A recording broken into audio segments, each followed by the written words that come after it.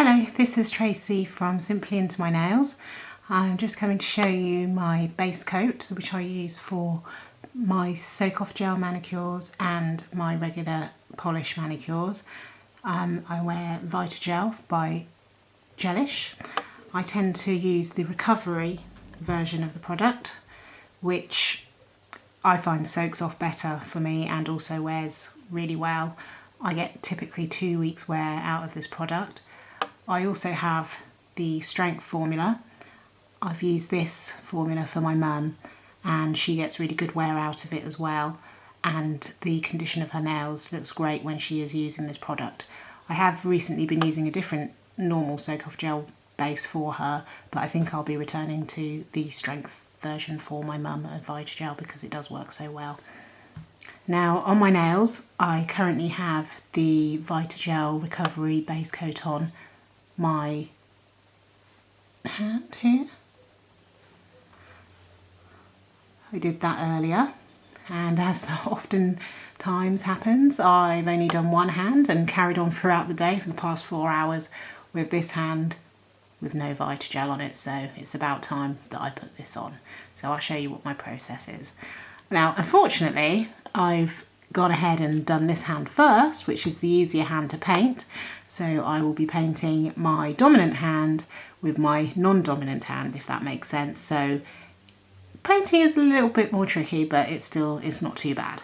So I will start the process. Now I've already washed my hands using my nail scrubbing brush, which is this brush. I usually apply a small amount of fairy liquid, washing up liquid, not the type with moisturisers in, the plain old-fashioned green version, the original. I put a little drop of washing up liquid on there and a small amount of water. Then I rub my nails with it, underneath, down the sides, all over, and then I rinse them under warm tap very quickly, and then I dry them with a paper towel, making sure that all the side walls, cuticle and under the nail is dry. Once that's done, I will make sure that all of the oils are removed from my nails by using my acetone and alcohol. So that's my alcohol and my acetone. So first of all I will use a few pumps of alcohol and wipe each one of my nails.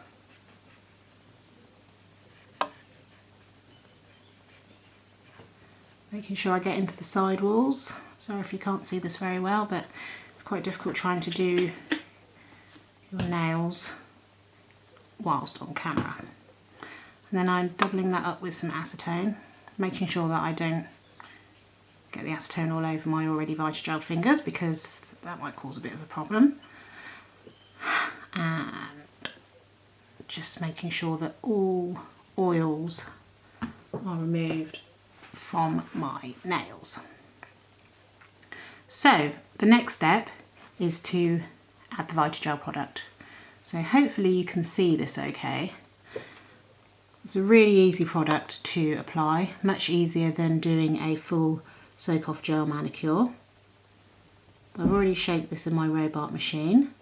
So what I do is make sure that I've got a small amount of product on the brush and then apply it to my nails. Now the way that I've found easiest to do this is to offload the product from the brush onto each one of the nails and then proceed to actually apply the product smoothly onto each nail. So I apply it, cap the ends and then smooth any excess. Move on to the next nail, making sure not to touch the cuticle or get any product onto the skin, and carry on that process. I do have something. Nail. So hoping not to get any lint or anything else like that onto my nails in the process. It's really quick.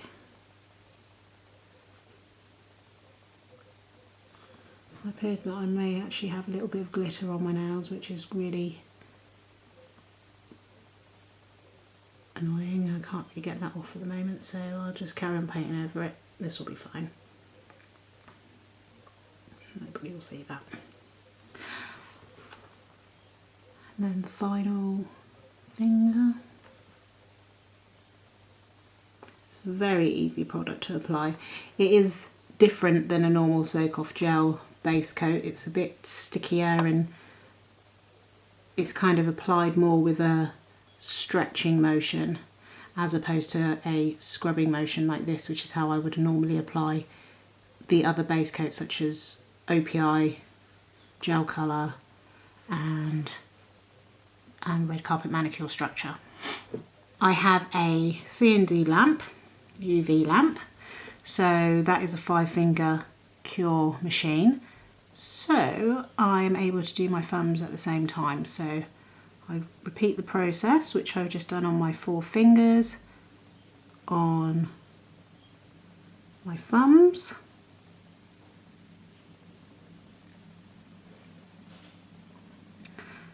And making sure that I cap the ends, smooth the product on.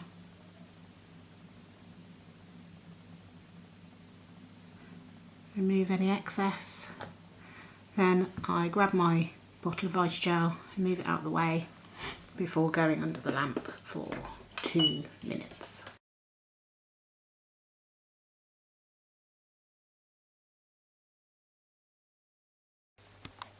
So now this hand has been under the lamp for 2 minutes.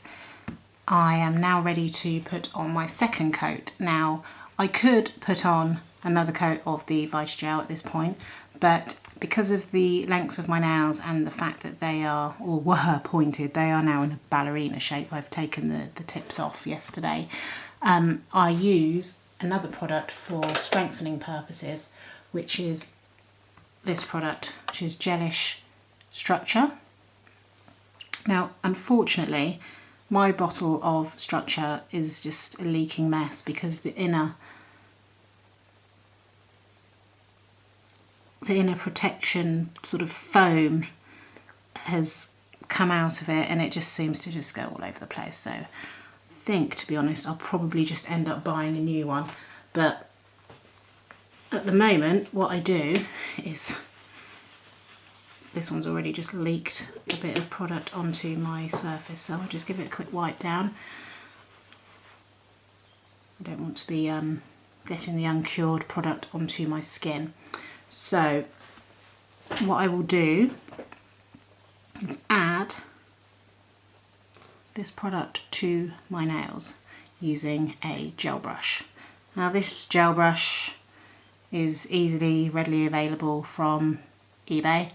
I think I bought this in a set of about 4 or 5 brushes for about £2. It's very, very cheap. So before I use my gel brush, I use some alcohol and then just clean the brush before I pick up a bead of the product. So hopefully the camera's going to focus on this. Now, I've not been using Structure for a long time, only for probably the past 3 months, and I have noticed that it does work, so it's something I'll be continuing with. Now I'm going to try and put this on so that you can see what I'm doing, but also try not to get the residue off of that pot onto my skin, so hopefully that's a good angle for you. So I will apply that in much the same way as I did for the Vitagel product, in that I distribute the amount that's on the brush onto my nails, onto each one of my nails, and then I apply the product smoothly onto each nail. making sure I cap the end and then brush off any excess. Now, I am painting with my non-dominant hand here, so there was quite a bit of hand movement going on to compensate for the fact that I'm not as comfortable painting with this hand, but I'm not too bad. And I make sure that I don't apply too much product near the cuticle end of the nail, and I concentrate my efforts more towards the tip, because that's where it needs the reinforcement of the structure product. It doesn't need reinforcing along the cuticle because it's not likely to break all the way up there. If it does, then I've got serious problems. And those are problems that structure can't really rectify. So I've applied that, probably a bit slap happy in some people's opinions, but it does the job, it's on there, and it works. So I move on to my thumb next and apply in much the same way, concentrating my efforts towards the base, or the tip, sorry, the tip of the nail. I have got the beginnings of a little tear on my sidewall there, but I'm hoping that the structure will prevent that from breaking. But if it breaks anymore by the time I do my next manicure, then you'll be in for a treat, as I will be having to do a patch repair using the tea bag method, so you'll be able to get to see me do that. But not that I'm trying to jinx myself or anything. Anyway, I have now applied the product, and once again I will move the bottles out of the way before going under the lamp for a further 2 minutes.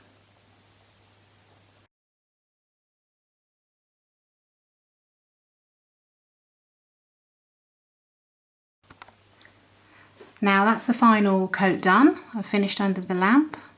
Now all that remains is to remove the sticky inhibition layer. Now I'm always cautious about being exposed to the uncured soak-off gel product, so I use my rubber gloves when I'm removing the sticky inhibition layer, as I don't want to get an allergic reaction, because I've got an awful lot of gels which I would like to continue being able to wear. So to remove the sticky inhibition layer, I get a bit of kitchen paper with alcohol, and then I apply it to my nails, rubbing off the sticky inhibition layer. Now I use a different section of the kitchen paper for each nail. So whilst I'm rubbing this off, I'm not sure if it translates on the video, but I'm actually changing the section that I'm using of this kitchen paper for each nail that I'm removing the inhibition layer of. I find that kitchen paper is the best way to do it, because you've got a larger surface area of kitchen paper and you're able to do each nail. Then I get another lint 3 wipe and apply some more and repeat the process, but this time I would just use the same piece, because in all honesty all of the sticky inhibition layer is gone. This is just a backup to make sure that everything has gone out of the side walls, as the lint-free wipe is a little bit more flexible than the kitchen paper, so it can get right into the side walls. But seeing as I don't actually have any product in the side walls, that's not a problem. Appears I have a bit of a air bubble in that now, which is a pain, but that's nothing that we can't solve. So that is the end result. Now that little air bubble there will probably drive me crazy, so what I would normally do in that instance is I would then buff that little imperfection out and then either add another coat of Gelish Recovery to it, or I will just leave it. So what I'll do is, whilst I'm on camera, I will quickly get my buffer and buff that little bit of imperfection away. It doesn't take much.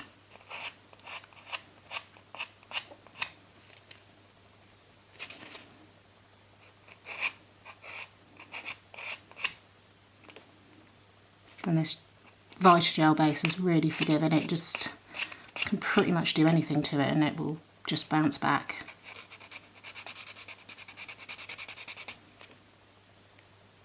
So I just, because it's right up next to the cuticle, I don't want to buff my cuticle. So you probably can't see what I'm doing. But I'm just taking it very, very slowly and then touching the part that I'm buffing until when I touch it, it feels smooth.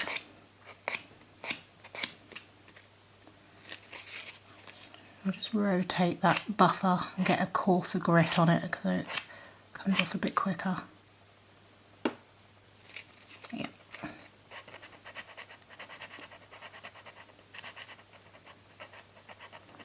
Probably not the most orthodox way of smoothing out an imperfection, but seeing as it's happened, I might as well show you what I would normally do, because there's no way that I would soak off that nail just to get rid of that imperfection. So to fix that, I will then remove any of the product that has got onto the nail from buffing. Grab my Vitagel again. And this is the process that I would follow if I had any lifting, which very, very rarely happens, or if I ruined the base along the cuticle and caused it to curl by using acetone when I know that I shouldn't, when removing a particularly difficult nail polish. Then that is the process that I would follow. Now I've got a bit of lint on there.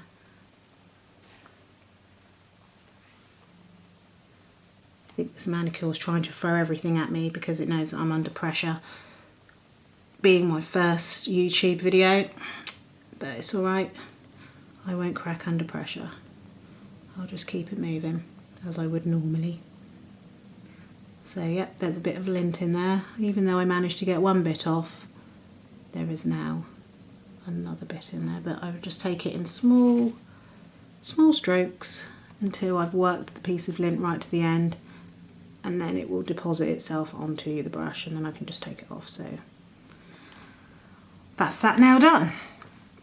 So what I would do is grab either my smaller LED lamp, just because it's the one nail, but because my big lamp is here, I will just stick my finger in there for another 2 minutes.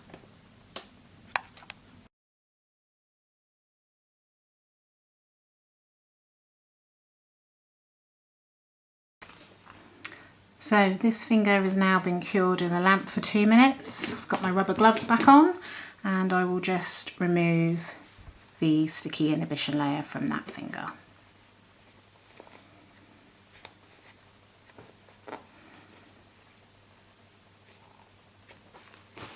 And that one is now done.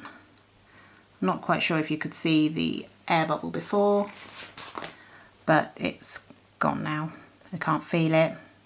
Doesn't look any different to the other fingers. Yeah, so that is how I do my Vitagel recovery manicures, the base for my soak off gels and my regular polish manicures. Now, yesterday I soaked off my manicure, which had the Barry M celebratory 50 years sort of happy birthday polish. I think it's actually called Birthday Superdrug. It's a gorgeous polish. Oh, it's a gorgeous polish, even though I'm trying to throw it away. And I kept this on for, I think, maybe four days. I used it with the Glitter Off, the OPI Glitter Off base coat on top of my Gelish Recovery base. It was a bit of a fail, to be honest. When I tried to peel it off, it started taking the base coat of my Gelish Recovery Vitagel off, and I'm not about pulling off soak off gel. If you pull your soak off gel manicure off, it's gonna damage your nails. It's gonna take a layer, or at least a layer, if not a couple of layers of your nail off. So as soon as I saw that the gel base was coming off, I stopped peeling. I only did it on my pinky finger of my blogging hand, and I stopped straight away and ended up soaking it off. So last night I was soaking off this manicure, and then I started watching a movie. Now usually I would soak off my manicure, then put on a new one, or add this product, which is Nail Tech. I do have another Nail Tech somewhere, but I don't remember where I've put it. It's somewhere. Anyway, I forgot to put this on last night, so I went to bed with naked nails, which isn't something that normally happens. But luckily, I didn't suffer from any breaks overnight. And when I woke up in the morning, I added a coat of this just as a bit of protection for, you know, the rest of the day whilst I didn't have any gel on. I think I went until about 4 o'clock before I actually put any gel on my nails, which is probably a record. Anyway, this is a brilliant product, as is the, I can't remember which one it's called. I think it's Nail Tech 3 that I have, which is a moisturising base coat. Anyway, I would normally put that product on if I don't have this product on my nails. I always have something on my nails usually. Anyway, that is how my nails look after I finished doing my Vitagel Recovery manicures. I hope you've enjoyed my first video, and obviously I'll be back again, hopefully with a better setup, but you know, it's a work in progress. Anyway, thanks for watching. Bye.